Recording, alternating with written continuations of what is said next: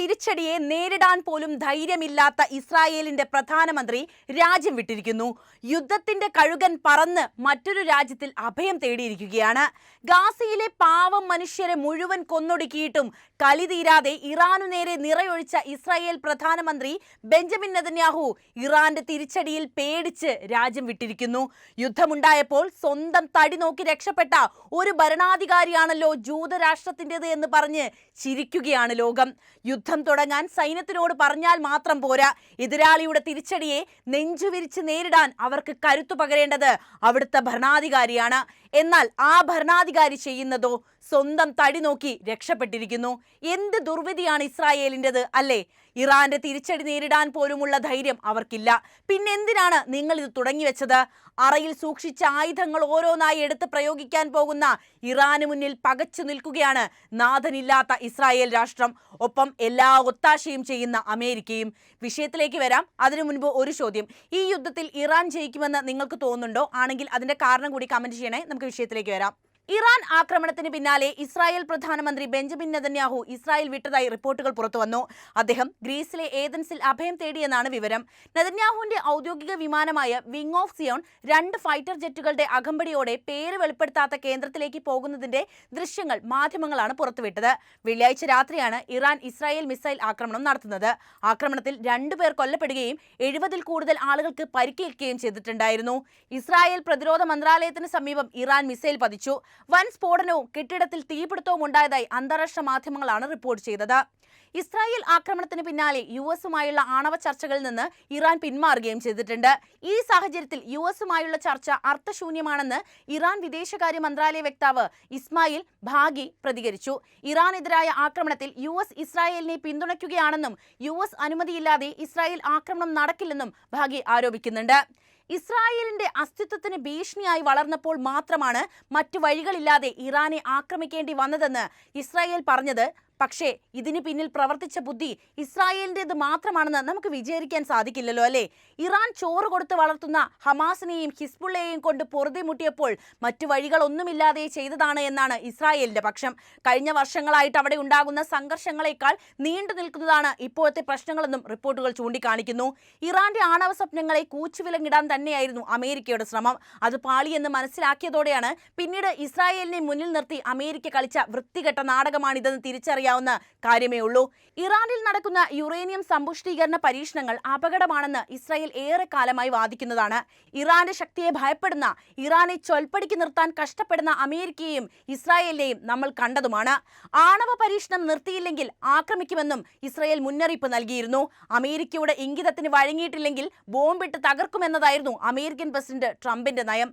ദിവസങ്ങൾക്കുള്ളിൽ 15 ആണവ ബോംബുകൾ നിർമ്മിക്കാൻ ആവശ്യമായ എല്ലാ സജ്ജീകരണങ്ങളും ഇറാനിൽ പൂർത്തിയായെന്ന ഇന്റലിജൻസ് റിപ്പോർട്ടാണ് മിന്നൽ നീക്കത്തിന് കാരണം എന്നാണ് ഇസ്രായേൽ സൈന്യത്തിലെ മുതിർന്ന ഉദ്യോഗസ്ഥർ വെളിപ്പെടുത്തുന്നത്.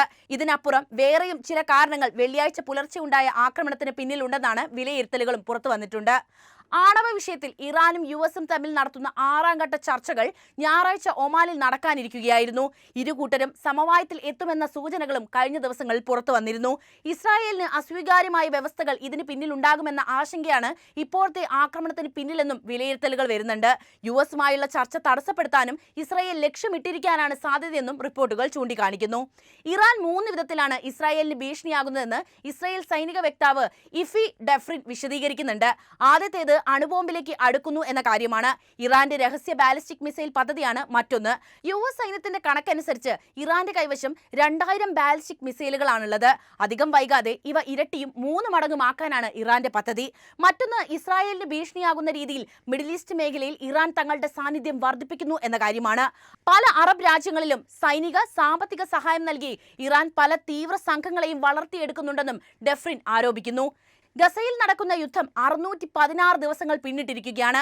ഇതിനിടയിൽ പ്രധാനമന്ത്രി ബെഞ്ചമിൻ നെതന്യാഹുവിനെതിരെ പാളയത്തിൽ തന്നെ പട ആരംഭിച്ചതായിട്ടാണ് റിപ്പോർട്ടുകൾ ചൂണ്ടിക്കാണിക്കുന്നത്. ഹമാസിന്റെ തടങ്കലിലുള്ള ബന്ദികളെ മോചിപ്പിക്കുന്നതിന് പകരം നെതന്യാഹുവിന് മറ്റ് ലക്ഷ്യങ്ങൾ ഉണ്ടെന്ന് ഇസ്രായേലിലെ തീവ്ര വലതുപക്ഷ ഗ്രൂപ്പുകൾ വരെ ആരോപിച്ചു തുടങ്ങി. നെതന്യാഹുവിനെ താഴെ ഇറക്കുമെന്ന് ചില സഖ്യകക്ഷികളും അടുത്തിടെ വ്യക്തമാക്കിയിരുന്നു. ഇസ്രായേലിനെ ഏറ്റവും കൂടുതൽ കാലം നയിച്ച പ്രധാനമന്ത്രിക്കെതിരെ വർഷങ്ങളായി അഴിമതി ആരോപണങ്ങളും നിലനിൽക്കുന്നുണ്ട്. നെതന്യാഹു സർക്കാരിനെതിരെ പ്രതിപക്ഷം അവിശ്വാസ പ്രമേയം കൊണ്ടുവരുമെന്നും വാർത്തകൾ വന്നിരുന്നു.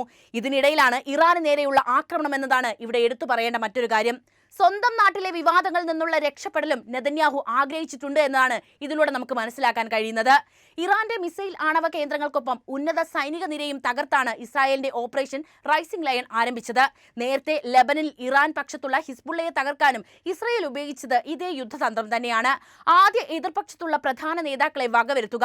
ഇതോടെ തിരിച്ചടിക്കാനുള്ള ശക്തി നഷ്ടപ്പെട്ട ശത്രുവിനെ എളുപ്പത്തിൽ കീഴടക്കാമെന്നാണ് ഇസ്രായേൽ കരുതിയത്. ഹിസ്ബുള്ള നേതാവ് ഹസൻ നസ്രുള്ളയെ കൊലപ്പെടുത്തിയതും ഇപ്പോൾ ഇറാനിൽ നടത്തിയതുമായ ആക്രമണങ്ങൾക്ക് സമാന സ്വഭാവമുണ്ടെന്നും പ്രതിരോധ വിദഗ്ധർ അഭിപ്രായപ്പെടുന്നുണ്ട്. എന്നാൽ ലെബനിലേതുപോലെ എളുപ്പമായിരിക്കില്ല ഇറാൻ എന്ന വലിയ രാഷ്ട്രം. കഴിഞ്ഞ ദിവസമുണ്ടായ ആക്രമണത്തിന് വൈകാരിക മറുപടി നൽകാനാണ് ഇറാന്റെ തീരുമാനം. അതവർ നൽകിക്കഴിഞ്ഞു. ഷിയ മുസ്ലിങ്ങളുടെ വിശ്വാസപ്രകാരം പ്രതികാരത്തിന് മുൻപ് ചുവന്ന കൊടികൾ ഉയർത്തുന്ന ഒരു ശീലമുണ്ട്. ഇസ്രായേൽ ആക്രമണം ഉണ്ടായതിന് പിന്നാലെ ഇറാനിലെ ചില പള്ളികളിൽ ചുവന്ന കൊടി ഉയർന്നത് ഇറാൻ ശക്തമായ തിരിച്ചടി നൽകുന്നതിന്റെ സൂചനയാണെന്നും പ്രതിരോധ വിദഗ്ധർ അഭിപ്രായപ്പെട്ടു. ലോക സമാധാനത്തിന് ഭീഷണിയായിരിക്കുന്ന യുദ്ധങ്ങളെല്ലാം അവസാനിപ്പിക്കുമെന്നും ആഗോള സമാധാനം ഉറപ്പാക്കുമെന്നും US പ്രസിഡന്റായി സ്ഥാനമേൽക്കുമ്പോൾ ഡൊണാൾഡ് ട്രംപ് പ്രഖ്യാപിച്ചിരുന്നു. എന്നാൽ അധികാരത്തിലേറി 5 മാസം പിന്നിട്ടിട്ടും ട്രംപ് ഇതിൽ വിജയിച്ചില്ല. ഗസയിലും ഉക്രൈനിലും രക്തച്ചൊരിച്ചിൽ തുടരുന്നുവെന്നത് മാത്രമല്ല, ഇസ്രായേലും ഇറാനും യുദ്ധമുഖത്തേക്ക് എത്തുകയും ചെയ്തിട്ടുണ്ട്. ഇറാനെ ആക്രമിക്കരുതെന്ന് ഇസ്രായേൽ പ്രധാനമന്ത്രി ബെഞ്ചമിൻ നെതന്യാഹുവിനോട് നിരന്തരം ആവശ്യപ്പെട്ടുള്ള ട്രംപിന്റെ തിരിച്ചടി കൂടിയാണിത്. ഇറാനിൽ നടന്ന ആക്രമണത്തിൽ ആദ്യ തിരിച്ചടി ലഭിച്ചത് ട്രംപിന്റെ നയങ്ങൾക്കാണെന്ന് മുൻ US പ്രസിഡന്റ് ബരാക് ഒബാമയുടെ വിദേശകാര്യ ഉപദേഷ്ടാകൻ ബ്രൈറ്റ് ബ്രൂവൻ അടക്കമുള്ളവർ പറയുന്നു. ഇസ്രായേൽ ആക്രമണത്തിന് മുൻപ് തന്നെ ട്രംപിന്റെ വിദേശ നയങ്ങൾ പാളിപ്പോയെന്നും ചിലർ ആരോപിക്കുന്നുണ്ട്. 1980കളിലെ ഇറാഖുമായുള്ള യുദ്ധത്തിന് ശേഷം ഇറാൻ നേരിട്ടുള്ള ഏറ്റവും പ്രധാനപ്പെട്ട ആക്രമണമാണ് ജൂൺ 13 സംഭവിച്ചിരിക്കുന്നത്. അതുകൊണ്ട് തന്നെ തിരിച്ചടിയും അത്രയും വ്യാപ്തിയുള്ളത് തന്നെയാണ്. രക്തത്തിന് പകരം രക്തമെന്നാണ് ഇറാൻ സൈന്യം പ്രഖ്യാപിച്ചിട്ടുള്ളത്. ഇസ്രായേലിനെതിരെ അതിശക്തമായ ആക്രമണം ഉടൻ ഉണ്ടാകുമെന്ന് ഇറാന്റെ പരമോന്നത നേതാവ് ആയത്തുള്ള അലി ഖമേനിയും ശപഥം ചെയ്തു കഴിഞ്ഞു. ഇസ്രായേൽ ആക്രമണം നടത്തി ഏതാനും മണിക്കൂറുകൾക്കുള്ളിൽ തന്നെ ഇസ്രായേലിന്റെ തന്ത്രപരമായ സ്ഥലങ്ങളിൽ ഇറാൻ അതിശക്തമായ വ്യോമാക്രമണങ്ങൾ നടത്തുകയാണ് ചെയ്തത്. കാര്യങ്ങൾ ഇസ്രായേലിന്റെ കൈവിട്ടു പോകുമെന്നതിന്റെ സൂചന കൂടിയാണിത്. ഇസ്രായേലിനെ ലക്ഷ്യമിട്ട് ഇറാൻ 100 കണക്കിന് ഡ്രോണുകളും റോക്കറ്റുകളും ഉപയോഗിച്ച് ആക്രമണം നടത്തിയതായി ഇസ്രായേൽ സൈന്യവും സ്ഥിരീകരിച്ചു കഴിഞ്ഞു. ഉക്രൈനെ മുൻനിർത്തി റഷ്യയെ പ്രകോപിച്ചതുപോലെ ഇസ്രായേലിനെ മുൻനിർത്തി ഇറാനെതിരെയും കളിക്കുന്നത് ഇവിടെ അമേരിക്കയാണെന്ന കാര്യത്തിൽ ആർക്കാണ് സംശയം? അതുകൊണ്ടാണ് അവർ ഇസ്രായേൽ ഇറാനെ ആക്രമിക്കുന്നതിന് തൊട്ടു മുൻപ് സ്വന്തം എംബസികളിൽ നിന്നുൾപ്പെടെയുള്ള ഉദ്യോഗസ്ഥരെ തിരിച്ചു വിളിച്ച് രക്ഷിച്ചത്.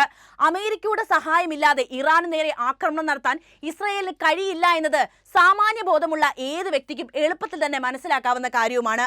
ഈ ആക്രമണത്തിന് ശേഷം ഇസ്രായേൽ പ്രധാനമന്ത്രി ആദ്യം നന്ദി പറഞ്ഞിരിക്കുന്നത് അമേരിക്കൻ പ്രസിഡന്റ് ഡൊണാൾഡ് ട്രംപിനോട് തന്നെയാണ്.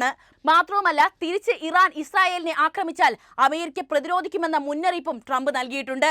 ഇതിന് ചുട്ട മറുപടി നൽകിക്കൊണ്ട് 100 കണക്കിന് ഡ്രോണുകളും റോക്കറ്റുകളും ഇസ്രായേലിലേക്ക് ഇറാൻ തൊടുത്തുവിട്ട് കഴിഞ്ഞു.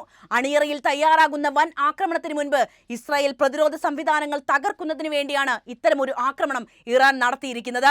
ഇതോടെ ഇസ്രായേൽ ഭരണകൂടം മാത്രമല്ല, അവിടുത്തെ സാധാരണ ജനങ്ങൾക്കും ബങ്കറിൽ ഒളിക്കേണ്ട സാഹചര്യമാണ് നിലവിലുള്ളത്. പ്രതികാരം നടപ്പിലാക്കാൻ ഇറാൻ സൈന്യം പൂർണ്ണ സജ്ജമായാണ് നിലയുറപ്പിച്ചിരിക്കുന്നത്.